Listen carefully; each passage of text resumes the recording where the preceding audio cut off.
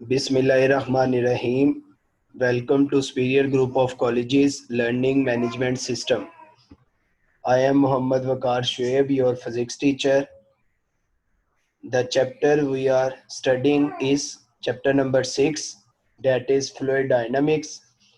And the topic we are going to study is equation of continuity.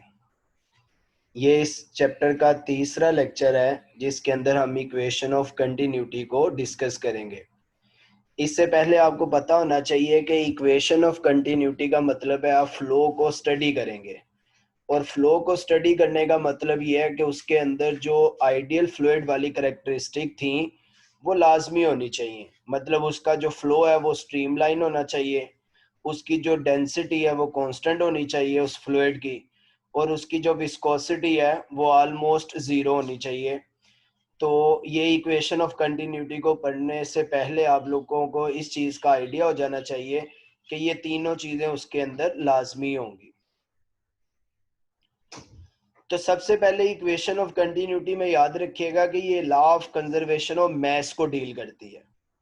इसका मतलब ये है कि उस पाइप के अंदर जो मैस होगा, जो फ्लूइड होगा, वो कंजर्व रहेगा। तो deals with law of conservation of mass. ये हमारे पास एक पाइप है, एक स्मूथ पाइप है of different cross sectional areas, जिसमें जो लोअर एंड है वो बॉटम साइड है, और उसके जो क्रॉस सेक्शनल एरिया है वो उसको हमने A1 से रिप्रेजेंट किया हुआ है, और जो उसका अपर क्रॉस सेक्शनल एरिया उसको हमने A2 से रिप्रेजेंट किया है। इस वक्त जो फ्लूइड का डिस्टेंस है वो डेल्टा x1 है, और जब ये फ्लूइड यहाँ से ऊपर चले जाएगा तो अब इसका जो डिस्टेंस है वो डेल्टा x2 हो जाएगा। इस वक्त जो फ्लूइड की वेलोसिटी है बॉटम साइड पे वो v1 है, जिससे ये अपर साइड पे जा रहा है, और अपर एंड पे जाके उसकी वेलोसिटी जो है ना वो v2 हो जाएगी। तो ये कुछ चीजें हैं जो कि आपको पता होनी चाहिए, इसकी डायग्राम बहुत जरूरी है। तो इक्वेशन ऑफ कंटिन्यूटी को ड्राइव करते हैं। सबसे पहले आप क्या करेंगे, इसकी कंस्ट्रक्शन देखेंगे।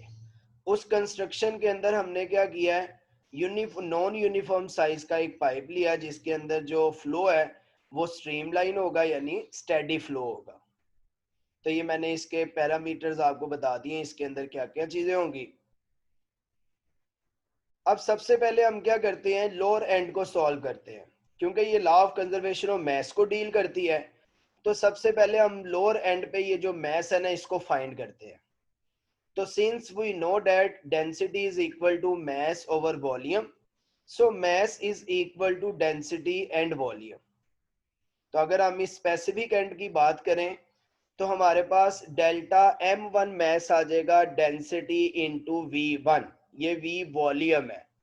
इसमें डेल्टा m1 लोअर एंड का मैस है, रो जो है वो डेंसिटी है उस फ्लूइड की, और v1 उसका वॉल्यूम है। अब अगर आप देखेंगे इस पाइप के अंदर अभी कौन कौन सी चीजें नहीं आई, तो एरिया, डिस्टेंस, वेलोसिटी, अभी तो तीनों चीजें नहीं आई। तो since we know that volume is equal to area and distance, इन तीनों, दो ये है और एक ये है, तीनों को मल्टीप्लाई कर देंगे तो वॉल्यूम आ जाएगा। सो V1 आ जाएगा A1 इंटू डेल्टा x1। अगर हम इसको अपनी प्राइमरी इक्वेशन में पुट करें तो हमारे पास डेल्टा m1 आ जाएगा डेंसिटी, v1 की जगह आ जाएगा a1 डेल्टा x1। अभी भी हम देखें तो वेलोसिटी का जिक्र नहीं आया, तो by famous equation s is equal to vt, s delta x1 में चेंज हो जाएगा, v v1 में चेंज हो जाएगा, यह वेलोसिटी है, और t डेल्टा t में चेंज हो जाएगा जो कि इसका टाइम टेकन है। तो हमारे पास इक्वेशन अब बन जाएगी delta m1 is equal to density a1 v1 and delta t। ये हमारे पास इक्वेशन नंबर फर्स्ट आ गई है। अब हम क्या करेंगे, इसी तरह से अपर एंड को सॉल्व करेंगे।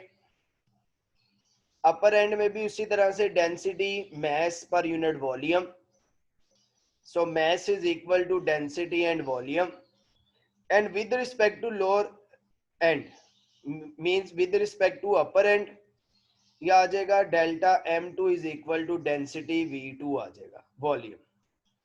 और अगर हम V2 को in terms of area and distance लिखें तो A2 डेल्टा X2 आ जाएगा। और बाय फर्स्ट इक्वेशन ये आ जाएगा delta M2 density A2 delta X2 and similarly by using S is equal to VT ये इक्वेशन अब बन जाएगी रो A2V2 डेल्टा T जो कि हमारे पास डेल्टा M2 है। तो अब हमने लोअर एंड का भी मैथ कैलकुलेट कर लिया डेल्टा M1 जिसको हमने इक्वेशन नंबर 1 से रिप्रेजेंट किया है, और हमने अपर एंड का भी मैथ निकाल लिया जो कि डेल्टा M2 है जिसको हमने इक्वेशन नंबर 2 से रिप्रेजेंट किया है। Since equation of continuity deals with law of conservation of mass means lower और अपर एंड का मैथ सेम रहेगा क्योंकि यही मैथ यहाँ से इस तरफ जा रहा है।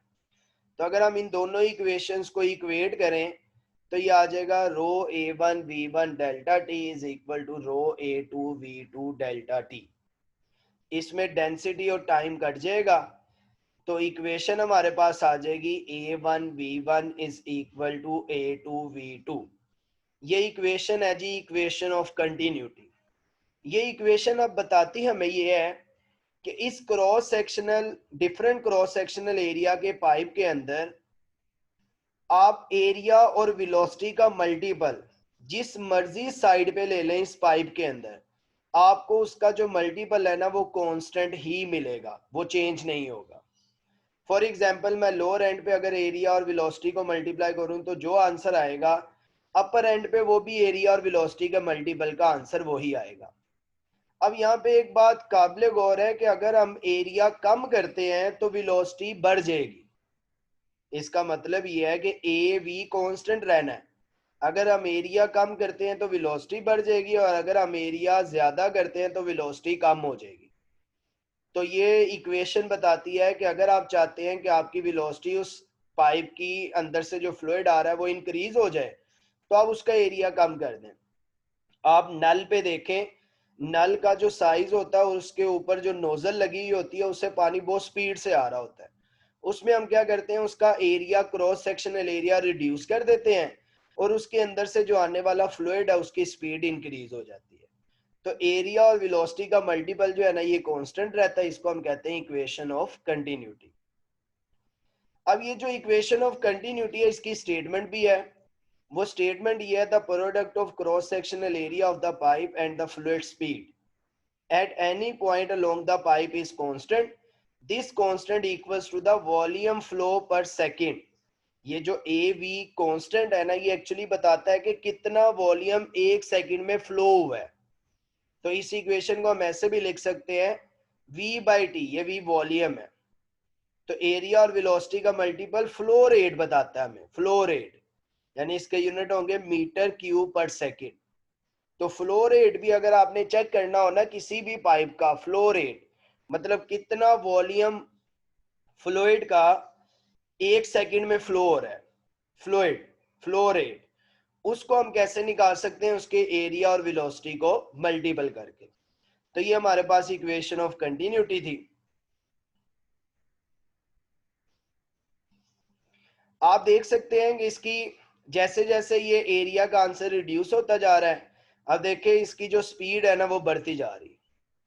तो और नंबर 2 पे जो स्पीड कैलकुलेट करेंगे वो नंबर 1 की स्पीड से ज्यादा होगी। तो ये बेटा जी आज का हमारा लेक्चर था, लेक्चर नंबर 3 इसका इक्वेशन ऑफ कंटिन्यूटी।